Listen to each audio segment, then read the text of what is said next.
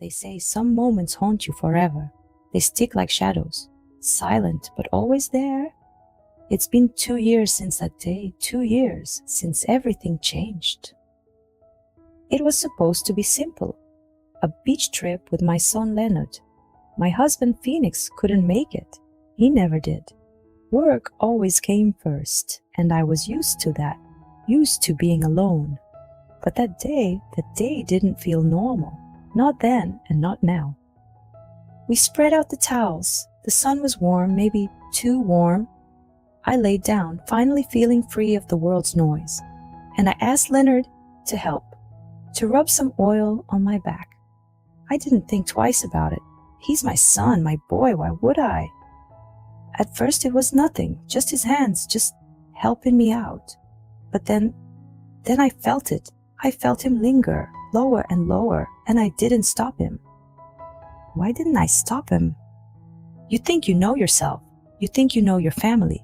But there's always a moment, one moment, that can unravel everything. For me, it happened that day, on this beach, and I've never been the same. Phoenix and I had been married for over 15 years. If you asked anyone who knew us, they'd say we were the perfect couple. A nice house, good kids, and a steady life. But you don't see the cracks until you're inside the walls. You don't feel the emptiness unless you're the one living it. For years, Phoenix's job was his world. He was always working, late nights, weekends, holidays. I used to tell myself that he did it for us, that the overtime, the dedication, was for the life he was building for our family. But after so long, that story starts to fall apart. What good is a home if no one's ever in it? I became invisible to him. When he came home, he barely looked at me. He stopped asking how I felt, what I wanted, what I needed. We spoke in short sentences, mostly about bills, groceries, and the kids. He loved Leonard and his little sister, Isla, but even with them, his presence was like a shadow. He was there, but not really. I used to sit at the table across from him, wondering if he still saw me at all. That morning, I remember standing in the kitchen as Phoenix hurried out the door. He grabbed his briefcase, kissed the top of Isla's head, and glanced at me just once. "Sorry, Freya, I can't make it today. Something came up at work." I didn't even argue. I just nodded like I always did, my throat tight. I told myself it was fine. Leonard and I could go on our own. Leonard was 16 back then, tall, lanky, with the same brown eyes his father had, but a softer face. He didn't say much, not even when I told him it would just be the two of us. I think he'd gotten used to his dad bailing too. He just shrugged, grabbed the bags and followed me to the car. I watched him in the passenger seat on the way there, earbuds in, staring out the window like teenagers always do. I couldn't help but smile. He was growing up so fast, and sometimes I wondered if I'd blink and lose him too. The drive to the beach felt endless. My mind wandered, as it always did, to Phoenix. I thought about all the things we used to do together. Movie nights, long walks, trips to nowhere just for the fun of it. I thought about the way he used to touch me, the way his eyes would light up when he saw me. I hadn't felt that in years. I hadn't felt anything. I was so tired of being unseen. We finally arrived, and Leonard helped me carry the bags to a quiet spot near the water. I laid out the towels while he set up the umbrella. I don't know why I suddenly felt the need to talk to him. Maybe it was because he was the only one there. Maybe I just needed someone to hear me. "It's nice to get out, don't you think?" I said, trying to sound cheerful. He just nodded, pushing his hair back with his hand. "Yeah, Mom, it's nice." I laid down on the towel, feeling the heat of the sun soak into my skin. I didn't move for a while. I just let myself go still, like I was trying to let the weight of the last few years lift off me, even for just an hour. But then I remembered the oil. I sat up and turned to Leonard. "Can you help me rub this on my back?" I asked. "I can't reach it myself." He looked at me for a second, almost hesitant, before taking the bottle from my hand. I laid back down, face to the towel, and waited. The first touch was gentle, careful.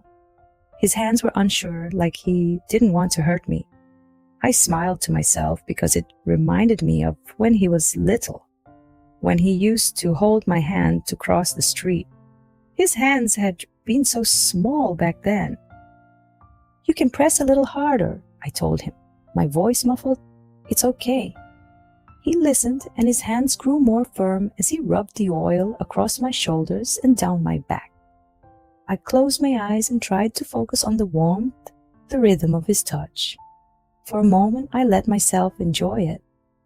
It had been so long since anyone had touched me at all, and that thought hit me harder than I wanted to admit. But then, I felt his hands move lower, slowly, carefully, down the curve of my back. My breath caught in my throat, and I opened my mouth to say something, but nothing came out. My mind raced, but I stayed silent. I told myself it was fine, that he was just helping, that I was imagining things. But I wasn't. His hands hovered there for a moment, near the edge of where my towel ended. I could feel his hesitation, I could feel my own, and instead of stopping him, I said it. "It's okay. You can rub there too." The words hung in the air like something poisonous, and the moment they left my mouth, I knew I couldn't take them back. Leonard didn't say anything. He didn't stop either.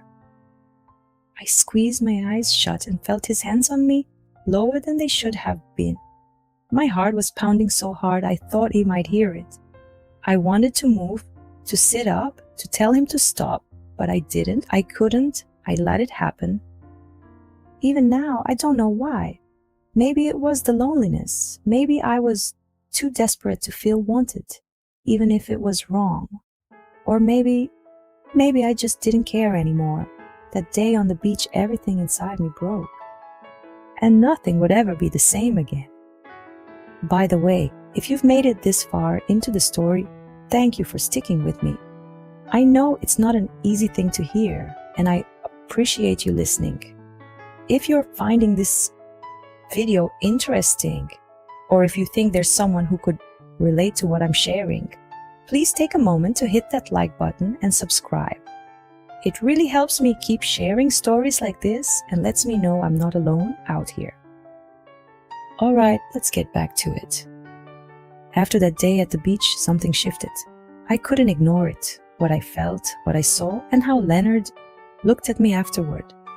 It wasn't just a lingering gaze or a passing moment, it was constant. Every time I caught his eye, there was something different in him, something I didn't want to name, but couldn't unsee. I tried to bury it. When we got back home that evening, I did everything I could to act normal. I made dinner. I asked Leonard about school. I folded laundry late into the night, my hands shaking the whole time. I kept replaying everything that happened. His hands, the way he lingered, the tension I felt in my own body. I hated myself for it, and I hated him for making me feel this way about my own son.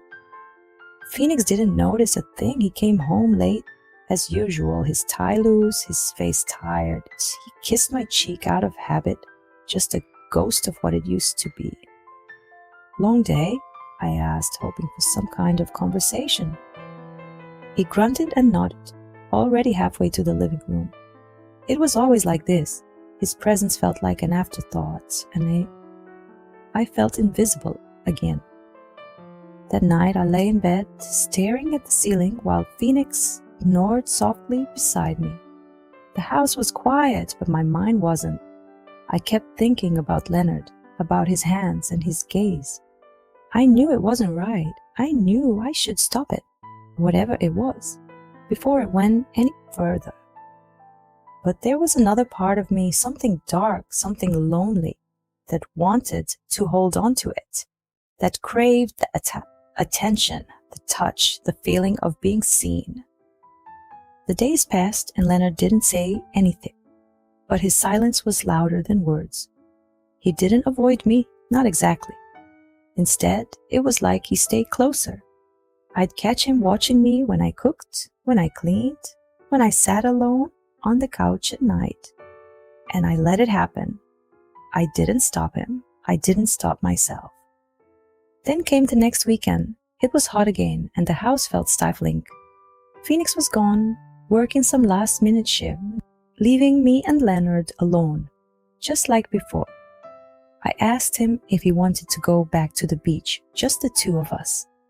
I don't know why I did it. Maybe I thought being outside would help clear my mind. Maybe I wanted to test myself, to see if I could push it all away. The drive was quiet this time.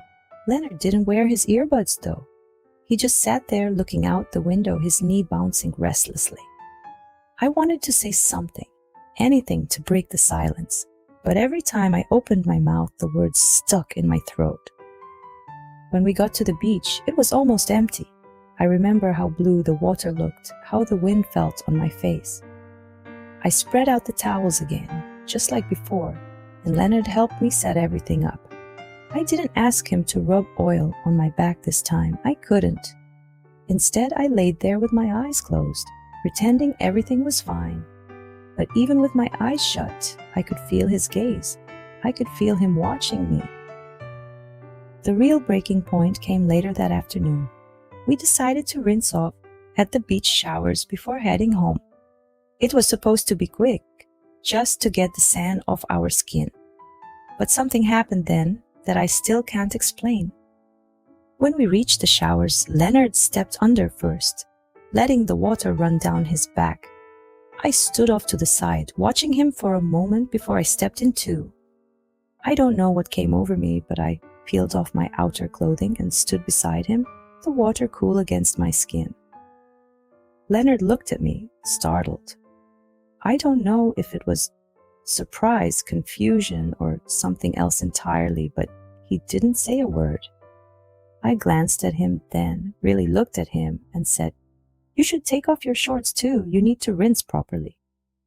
I don't know why I said it. Maybe I wanted to prove to myself that I could be in control, that I could make this stop, or maybe I was testing him, testing myself. He hesitated for a second, then did as I said, sliding his shorts off. And there we were, together, alone, the water pouring down on us, washing everything away except what we were both feeling. I turned my back to him and asked softly, "Help me with my back." And he did. His hands were careful again, just like before, but there was no mistaking the tension. I felt it in him. I felt it in me. When he touched my waist, I froze. The air seemed to thicken around us, the sound of the water drowning out everything else. I could have walked away, I could have stopped it. But instead, I leaned back, closer to him. I reached for his hands and guided them to my chest, and when I did, he didn't pull away. What happened next, I can't explain, I won't explain. It was a moment, a blur of need, loneliness, and something else I don't want to name. It wasn't soft and it wasn't slow, it was desperate, passionate.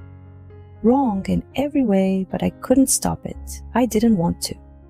And when it was over, we just stood there, the water still pouring down on us, washing away the evidence, but not the truth. He held me then, held me like no one else had in years. And I let him. Afterwards, we didn't speak. We dried off, packed up, and walked back to the car in silence. I watched Leonard from the corner of my eye, his face flushed, his movements stiff. I knew I'd ruined everything. I knew we'd crossed a line that could never be uncrossed, and yet, for the first time in years, I felt alive. The ride home was silent at first. The car felt too small, too heavy, like the air itself was pressing down on us.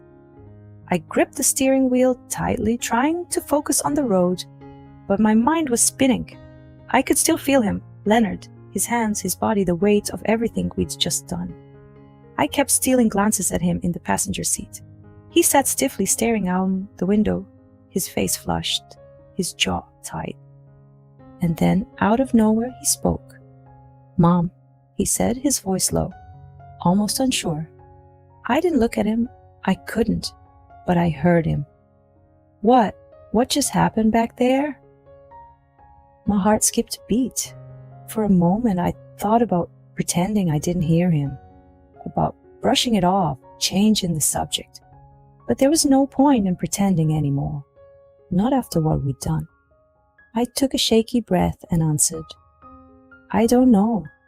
It was the truth, or at least the closest thing to it. I didn't know what had happened or why.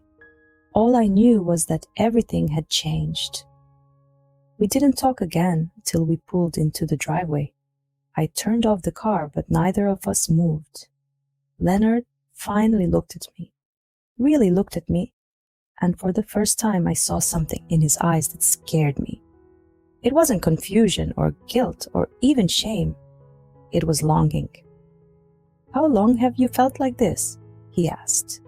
His words sent chills through me because I'd been asking myself the same question. I looked at him then, and it was like a dam broke inside me.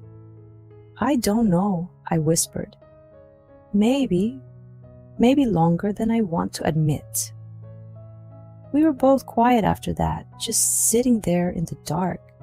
I thought that would be it, that we'd go inside, try to forget it all, and pretend nothing had happened. But Leonard had other ideas. Before I could open the door, he leaned over and kissed me.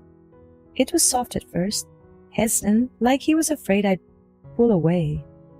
But I didn't. I let him kiss me, and I kissed him back.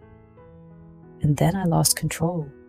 I don't know if it was the loneliness, the years of neglect, or the way Leonard looked at me like no one had in so long. But I let it happen.